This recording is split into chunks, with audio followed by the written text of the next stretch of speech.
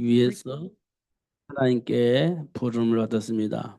그런데 오늘 보면 가룟인 유다 있습니다. 여기는 번역이 가룟 유다라고 되어 있지만 가룟인 유다 있습니다. 왜 이 유다가 12 제자 속에 이렇게 부름을 받았을까? 하나님이 원하시는 일, 그 일이 뭡니까? 예수님이 십자가에 박혀 죽으셔야 되는데 그 일을 위해서 하나님이 가룟 유다를 부르셨다, 이렇게 우리가 확인할 수 있습니다. 악한 일에 쓰임을 받은 자다, 이렇게 우리가 표현을 하죠. 누군가는 하나님이 원하시는 그 일을 위해서 이제 쓰임을 받아야 되는데 그게 가룟 유다다. 그래서 은 30에 예수님을 팔았다, 이렇게 성경은 말하고 있죠. 그런데요, 베드로는 예수님을 저주하면서 모른다고 했는데, 하나님은 베드로를 회개시키고 하나님이 원하시는 그 일을 할 수 있도록 축복하신 것을 확인할 수 있습니다. 이걸 가지고 우리는 따지는 겁니다. 누구는 그렇고, 누구는 그렇고, 이렇게 우리가 따지잖아요. 그래서 우리가 할 말이 없어요. 그래서 우리가 성경을 보면 뭐라고 되어 있냐? 하나님의 절대 주권, 이렇게 얘기를 하는 겁니다. 하나님의 절대 주권. 그래서 예수님께서 비유로 말씀하셨는데 어떤 부잣집에는 금그릇도 있고 은그릇도 있고 토기도 있다. 그런데 나는 금그릇이니까 날마다 귀하게 써주세요, 이렇게 금그릇이 외칠 수 있겠냐? 토기는 나는 토기니까 나는 쓸모가 없습니다, 낙심하고 있을 것 같으냐? 주인에 따라서 금그릇이 귀하게 쓸 수도 있고 토기가 귀하게 쓸 수도 있다. 그 누구 주권이냐? 누가 주권이냐? 주인이 주권이 있지. 금그릇 보고 왜 나는 그렇게 써먹습니까? 토기 그릇이 왜 나는 이렇게 써먹습니까? 말할 수 있냐? 주인이 쓰시는 대로 쓰는 거지, 이렇게 예수님께서 말씀하셨습니다. 이게 우리 인생도요, 비슷한 겁니다. 이 사람은 이렇게 쓰고 저 사람은 저렇게 쓰고 누구 맘대로? 하나님 주권 속에 있기 때문에 하나님께서 하시는 대로 쓰시는 것이다, 이렇게 말씀을 하고 있습니다. 때때로는요, 막 힘들게 만들어서 고통스럽게 고통스럽게 만들어서 하나님이 원하시는 그릇이 되어지게 만들어서 그릇을 쓰시기도 하시고, 어떤 사람은 깨진 것도 붙여서 쓰시기도 하시고 뭐 그렇습니다. 하나님이 그건 주관이라는 겁니다. 그러니까 하나님의 주권 속에 우리가 들어와 있기 때문에 하나님에 할 말이 없습니다. 그러니까 우리는 하나님이 하시는 일에 우리는 무조건 아멘 하면 되는 겁니다. 음. 근데 지금 하나님께서 저와 여러분을 나쁜 글을 쓰시려고 불렀느냐? 그렇지 않습니다. 하나님이 지금 우리를 부르신 이유는 세계복음화 때문에 부르신 거예요. 증인이 되어지게 하시려고 부르신 겁니다. 그러니까 삶 속에서 만난 문제를 보고 우리는 증인이 되어지도록 하나님 나를 쓰시려고 부르셨는데 지금 내가 그걸 보고 있는 거예요. 그 현장을 만난 겁니다. 그럼 그 현장에 뭘 말하면 되겠습니까? 생명의 말씀을 전달하는 거예요. 어둠이 캄캄하게 덮여진 그 현장에 생명의 빛을 비추는 겁니다. 그것 때문에 하나님을 부르신 거거든요. 근데 그거 못 보면 우리가 어떻게 됩니까? 어떻게 합니까? 허덕이는 겁니다. 그거 못 보면 우리도 막 거기에 덩달아서 허덕이는 겁니다. 어떻게 하지? 막 두려워서 어떻게 해야 되지? 이게 방황하는 겁니다. 우리가 방황하면 이 세상은요, 답이 없습니다. 우리가 딱 답을 가지고 중심을 잡아야 세상 사람들이 답을 찾아와서 중심을 잡습니다. 근데 우리까지도 방황하면 세상은 소망이 없는 거예요. 그래서 하나님께서 우리에게 뭐라고 말씀하시냐? 세상을 살리기 위해서 하나님을 부르셨기 때문에 중심을 잡을 수 있을 만큼 하나님을 훈시키는 겁니다. 그러니까 우리가 불신앙 안 해야 됩니다. 기근을 만난 아브라함이 불신앙하잖아요. 이거 분명히 하나님께서 나를 복의 근원으로 세우셨는데 기근 만났습니다. 그러면 어떻게 내 생각에는 굶어 죽는 거지. 더 이상 소망이 없는 겁니다. 내 생각 속에는. 그래서 어떻게 해요? 이제는 살아남아야 되겠다. 이렇게 생각할 수밖에 없죠. 어떻게 살아남느냐? 돌아보니까 애굽에 먹을 것이 있어요. 그 애굽으로 가는 거지. 그게 불신앙입니다. 그게 지혜로운 게 아니고요. 불신앙입니다. 우리는 그걸 보고 지혜라고 생각을 해요. 하나님의 말씀 무시하면 그게 지혜롭지. 근데 하나님께서 아브라함을 불러서 내가 너와 함께 할 것이다. 내가 너를 복의 근원으로 할 것이다. 세울 것이다. 라고 했으면 하나님 편에 머물러 있어야 되는데 그거 무시하니까 먹을 것 있는 애굽으로 가는 것이 지혜롭다고 생각을 한 겁니다. 우리가 가지고 있는 지혜는 그런 지혜입니다. 그래서 하나님의 말씀을 불신앙하게 되는 거죠. 그리고 나서 변명을 합니다. 하나님이 원하시는 그 일을 위해서는 내가 살아남아야 되지 않습니까? 생사와 화복은 하나님의 손에 있어요. 그렇게 성경이 분명히 말씀하고 있거든요. 그런데 내가 마침 애굽에 가서 먹을 것을 먹었기 때문에 내가 살아남았고 살아남았기 때문에 하나님이 일을 할 수 있는 거 아닙니까? 라고 얘기를 하는 겁니다. 이상한 논리를 가지고 이상한 합당한 말을 하는 겁니다. 그걸 보고 철학이라고 합니다. 철학. 삶의 철학. 말도 안 되는 논리를 말 되게 만드는 겁니다. 그게 철학인데 그게 맞냐? 세상에서는 통하지만 하나님 앞에서는 통하지 않습니다. 하나님 앞에는 안 통해요. 어, 그런데 하나님께서 아브라함을 굳이 찾아가서 다시 언약을 회복시켜 주시고 그 언약을 주신 하나님이 어떤 분이신지 알게 하시고 다시 하나님이 원하는 가나안 땅으로 돌아오게 만듭니다. 그러니 그는 하나님을 진짜 알았는지 다시 한번 확인하게 하시고 진짜 알고 있는 아브라함에게 진짜 복의 근원이 무엇인지 알게 하시고 그 복을 누릴 수 있도록 역사하시는 것을 확인할 수 있습니다. 진짜 복이 뭔지 우리 알아야 돼요. 진짜 복이 뭔지. 그러면 됩니다. 우리에게 주어진 진짜 복, 하나님이 약속하신 그 진짜 복이 무엇인지 우리가 알아야 돼요. 그렇지 않으면 세상이 말하는 그 복을 따라서 갈 수밖에 없어요. 그거 아니면 우리 인생의 삶의 가치를 못 느끼게 되어지는 겁니다. 그게 세상에서 말하는 삶의 가치입니다. 그 가치 따라가야 내 인생이 뭔가 될 것처럼 느껴지고 그런 것이 정상적인 것 같고 그게 지혜로운 것처럼 보여집니다. 그러나 그건 세상의 논리고 하나님은요. 하나님이 약속하신 그 축복 안에 있는 걸 원하는 겁니다. 그러면요. 하나님이 네가 알고 있는 그 복을 진짜로 알고 있는지 확인하시고 확인되어지면 그때부터 하나님이 원하시는 그 일을 위해서 준비된 복을 받게 되어지는 겁니다. 그래야 땅 끝까지 이르러 증인이 되어지는 거예요. 세상적인 방법으로 돈을 번다고 해가지고 증인이 되냐? 그렇지 않습니다. 결국 증인으로 살지 않아요. 내가 얼마나 열심히 했는데 내가 얼마만큼 노력을 했는데 그래서 지금 이만큼 살고 있는데 결국 증인이 길이 아닙니다. 내 수고와 내 노력으로 지금 내가 살고 있다. 이렇게 얘기하는 겁니다. 그 증인으로서의 삶을 살기 위한 축복이 아니에요. 진짜 복은 증인이 되는 겁니다. 하나님께서 나를 이렇게 하셨어. 이렇게 지금 살게 하고 계신다고.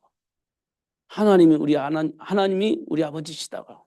이 얘기를 할 수 있어야 되는데 결국은 내 힘으로 내 능력으로 뭔가 이루어진 것처럼 착각을 하고 그렇게 말하게 되집니다.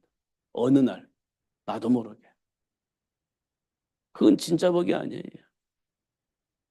진짜 복은 그리스도 예수를 말할 수밖에 없는 복을 가진 자가 진짜 복입니다. 그러니까 복의 근은 아브라함이요. 예수를 말할 수밖에 없어요. 말할 수밖에 없습니다. 자기는 지혜롭게 성공의 길을 갔는데 그게 완전한 망한 길이라는 사실을 몰랐어요. 알고 보니까 완전히 망하는 길이었어. 근데 하나님이 찾아오셔서 살려줬잖아요. 살아계신 하나님이 나와 함께 계신다는 거 말할 수밖에 없어. 그게 진짜 복입니다. 이삭을 번제물로 드리라고 하니까 드려버렸어. 야, 지가 네가 정말 나를 사랑하는구나. 확인되어졌어. 그게 진짜 복입니다. 그게 진짜 복이에요. 우리가 하나님 편에서 생각을 하지 않으면 우리는 그냥 예수 교회 다니는 사람입니다. 생각은 세상의 논리를 가지고 살면서 교회 다니는 사람이에요. 진짜 하나님을 안 믿는 겁니다.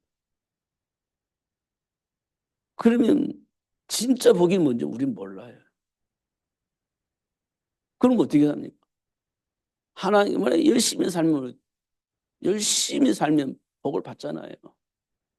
어. 그 복을 받아서 뭐라고 말하냐? 지금까지 살아가면서 내가 한 일을 다 얘기를 합니다. 그래 놓고 내가 이만큼 산다 이렇게 얘기를 해요. 그건 진짜 복이 아니라니까.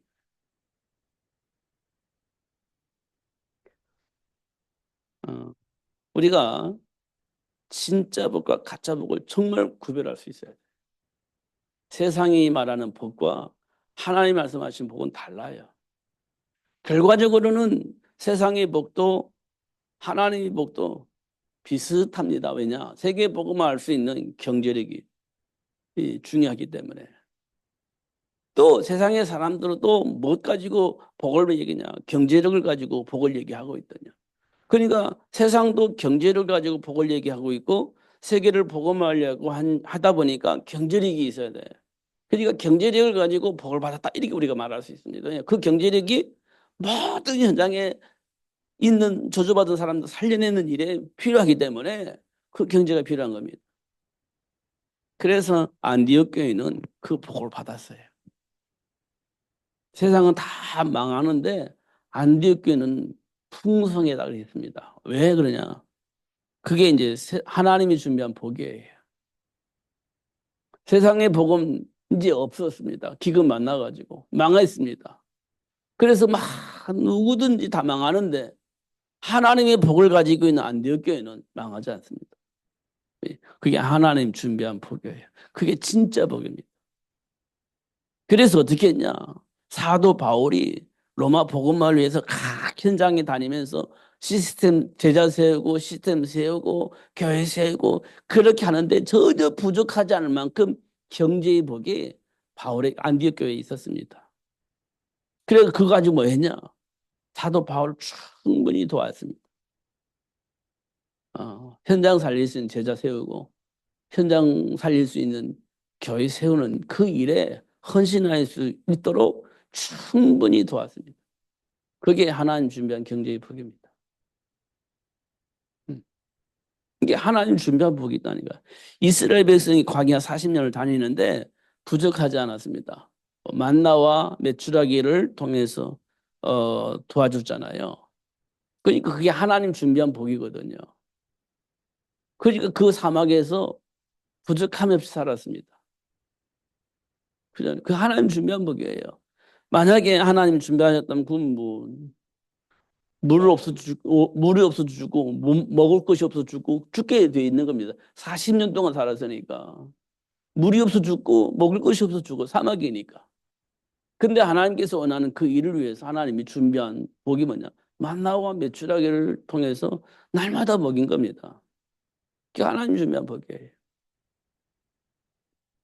그잖아요. 그러니까 사도 바울은 그 사실을 알기 때문에 범사에 감사하라 이렇게 되어 있습니다. 범사에 감사. 음. 이런 부분도 우리가 확인을 해야 됩니다. 진짜로 진짜로 확인해야 됩니다. 제가 요즘 다시 묵상하는 건데요. 아, 인간이 왜 행복이 없냐? 돈이 없어서 행복하지 않냐? 아니, 건강이 없어서 행복하지 않냐? 아니, 뭐 때문에 행복하지 않냐? 왜 불행하다고 생각을 하냐? 이렇게 우리는 물어보잖아요. 그럼 대부분은 이유가 있을 겁니다. 불행하다고 한 이유가 있을 겁니다. 근데 성경은 뭐라고 말하냐? 불행한 이유는 하나님을 떠나서다. 이렇게 얘기를 하고 있는 겁니다. 하나님을 떠났기 때문에 내가 불행하다고 생각을 하는 것이지, 뭐가 없어서 불행하다고 생각을 한 게 아니다. 성경은 그렇게 말하고 있습니다. 왜 행복이 없냐? 라고 물어보니까 하나님 떠나서 그렇다. 이렇게 얘기를 하고 있는 겁니다. 그게 복음시 일과입니다. 여러분, 나는 왜 불행하다고 생각합니까? 그게 하나님을 떠나 있는 상태예요. 왜냐? 답이 없으니까. 문제는 있는데 답이 없으니까. 왜 답이 없습니까? 하나님께로부터 오는 답을 내가 못 받아요. 왜냐? 하나님 떠나버렸기 때문에. 그래서 불행한 거거든. 그래서. 여러분, 어떤 상황이 있어도요, 답이 있으면 괜찮아요. 답이 있으면. 어. 어떤 문제가 어도 괜찮아. 답이 있으면. 어. 행복합니다. 그러나, 아무리 쉬운 문제를 할지라도 내가 답을 가지고 있지 않으면 그거 힘든 겁니다. 문제는요, 답을 가지고 있느냐가 중요한 겁니다. 그게 불행과 행복의 차이입니다. 그러니까 우리 삶 속에 하나님이 함께 계시지 않으면 문제는 있는데 답을 찾을 수가 없어요. 그래서 불행한 겁니다. 하나님과 함께하면 그 어떤 문제가 와도 상관이 없어요. 왜? 하나님이 그 문제를 향한 답을 주시기 때문에 그렇습니다. 그래서 불행한 이유는 하나님을 떠난 겁니다. 불행한 이유는, 내가 행복하지 못한 이유는 하나님을 떠난 겁니다. 그래서 불행해요. 행복하지 못합니다. 예, 답을 못 얻어요. 하나님과 함께하면 어떤 일이 벌어지냐?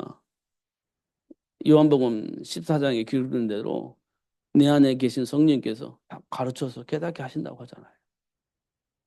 가르쳐 주신다잖아요. 깨닫게 하신다잖아요. 그러니까 문제가 없어요. 예레미야 33장에도 말씀하시잖아요. 내가 부르짖으라 네가 알지 못하는 크고 비밀한 것을 내가 너에게 알려줄 것이다. 그런 겁니다. 그 환경이 문제가 아니고 과거가 문제가 아니에요. 문제의 원인도 그 문제를 해결해서 답을 모르고 있는 것이 문제인 겁니다. 그래서 인간은요, 왜 행복이 없냐라고 물어볼 때 하나님을 떠나서 그렇다. 이렇게 갖고 있는 겁니다. 이건 다 알고 있는 내용이에요. 근데 이게 현장에서 사실화 되어져 있느냐 보면 사실화 되어져 있질 않아요. 그러니까 또 염려하고 또 근심하고 또 방황하고 또 갈등하고 그렇게 하면서 서로 막 자기 걸 지키려고 그렇게 애쓰고 그렇게 하는 거지 않습니까? 그래서 불행한 겁니다.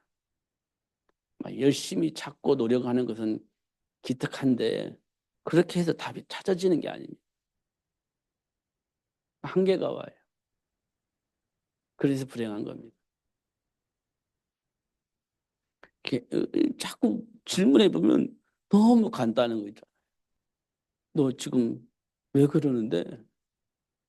아, 환경이 뭐 어쩌고 사람이 어쩌고 뭐 이렇게 얘기할 수 있잖아요.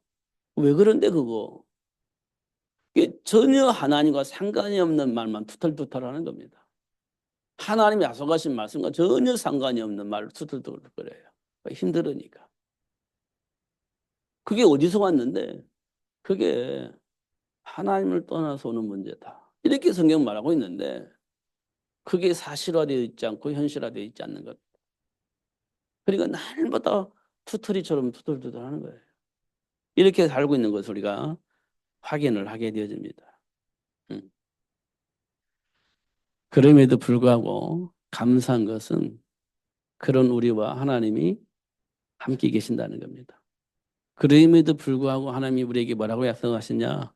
세상 끝날 때까지 너를 버리지 않고 항상 함께 하시겠다 약속하신 겁니다. 그러시고 하시는 말씀이 음부의 권세가 너를 이길 수 없다라고 확인시켜 주셨다는 거예요. 그게 우리에게 정말 감사한 일입니다. 음. 그러면 돼요. 뭐 문제될 게 없습니다. 전혀 없어요. 어, 우리가 가끔가다 전화유복이라는 말 쓰잖아요. 우리 인생이 그렇습니다. 전화유복이 됩니다. 항상 그렇습니다. 하나님의 계획 속에서 망할 것처럼 보였는데 하나님이 함께 하심으로 오히려 세상 모든 사람들에게 살아계신 하나님을 증거할 수 있는 발판이 되어지게 하시는 하나님의 살을 보게 되어집니다. 항상 그랬어요. 조금 전에 말했던 아브라함도 전화위복이 되어져 있죠. 음, 기근 만나서 망할 것처럼 생각해서 애굽으로 내려갔는데 오히려 살아계신 하나님 어떤 분이신지 알게 되었고 또 하나님 준비한 복을 어떻게 받는지 그 받는 방법도 알게 되어지는 그런 축복의 시간표가 되어진 겁니다. 전화위복이 된 거죠. 몰랐던 거 알게 되어진 누릴 수 있게 되어진 겁니다. 이게 지금 우리 삶 속에서 동일하게 적용이 되어집니다. 어. 처음부터 그랬어요. 아담과 하와 때부터 처음부터 그랬습니다. 항상 하나님이 그렇게 역사하셨어요. 지금도 그렇습니다. 그래서 우리가 지금 사실을 확인했기 때문에 우리가 자꾸 기도하는 겁니다. 정말 기도해야 돼요, 여러분. 그냥 말로만 하지 말고 기도해야 돼요.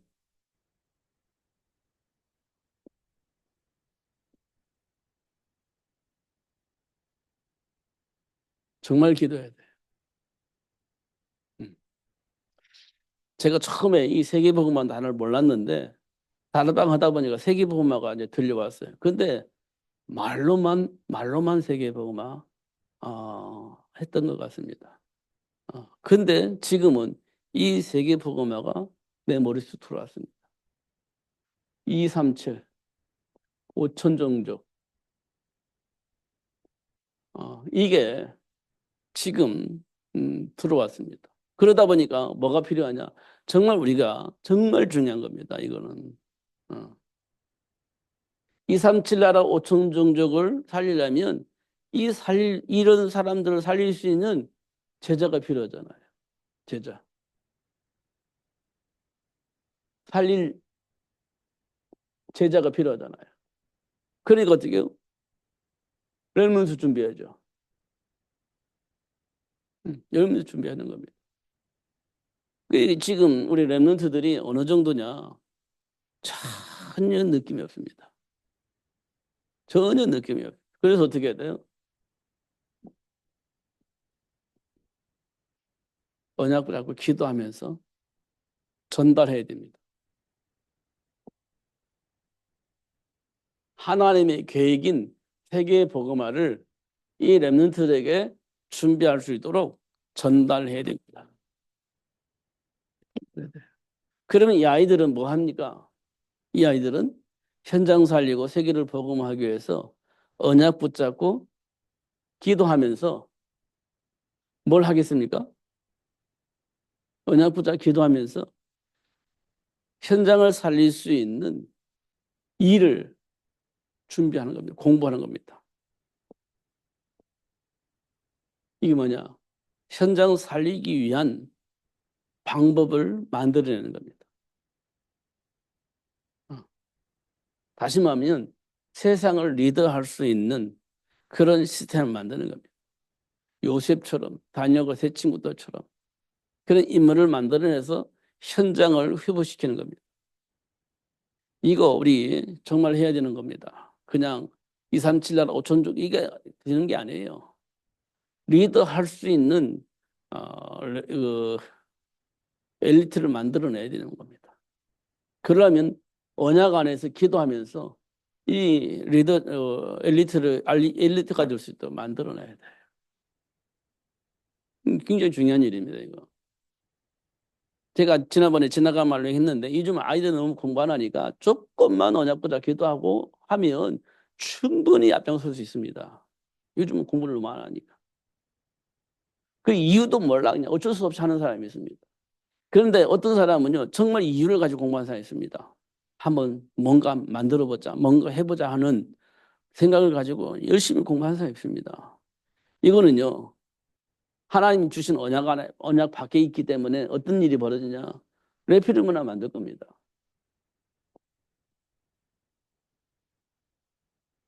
세상 문화 속에서 열심히 공부해서 성공하면 레피를 문화 만들 겁니다. 지금 요즘 세상에서 나름대로 성공해가지고 세상에 많은 사람들을 마치 마음대로 하려고 하는 사람은 있잖아요. 몇 명. 그 사람들이 뭐 만든 내피를 문화 만들어내는 겁니다. 자기가 하고 싶은 대로 만들어 버리는 겁니다. 언약 밖에 있으면. 그런데 그 사람들 앞에 이 세상에 다 움직이고 있거든요. 그럼 망하는 겁니다. 골리앗 앞에 있는 이스라엘 백성들처럼 망이 아무리 힘이 없습니다. 그럼 우리는 뭐 해야 되냐? 준비해야 돼요. 언약 붙잡고 기도하면서 준비해야 돼요. 누구처럼? 다윗처럼. 어떤 상황에서 흔들리지 않는 요셉처럼 준비해야 됩니다. 이 사람들을 통해서 세계가 바뀔 겁니다.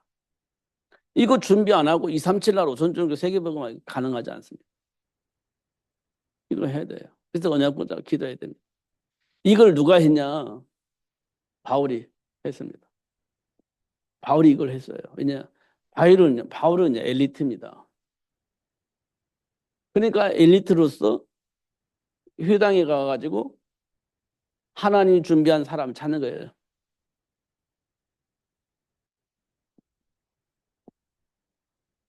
회당에서 준비된 렘넌트를 찾았어요.